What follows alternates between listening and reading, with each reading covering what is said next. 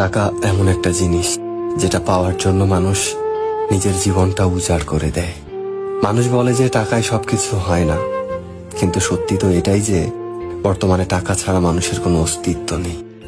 হাসপাতালের অসুস্থ মানুষটা জীবনে বাঁচা মরার সাথে লড়াই করে চলেছে, কিন্তু ডাক্তারের প্রথম কথা হলো যে আগে টাকা জমা করুন, তারপরে চিকিৎসা হবে। স্কুলে পড়লে টাকা, কলেজে শিক্ষা নিতে গেলেও টাকা, আর চাকরিতে সম্মান টাকার কাছে হার মেনে যায়। কোথাও গেলে টাকাটাই সবার আগে দরকার হয়। টাকা থাকলে মানুষ মানুষকে মানুষ ভাবে। টাকা ছাড়া মানুষটা যতই সৎ সহজ ভালো মানুষ হোক না কেন, সমাজ সে মানুষটাকে অবহেলা করতে শুরু করে। বাস্তবতা তো এটাই যে টাকা শুধু দরকারই হয় না, আজকাল মানুষের সব থেকে বেশি প্রয়োজনীয় জিনিস হয়ে উঠেছে।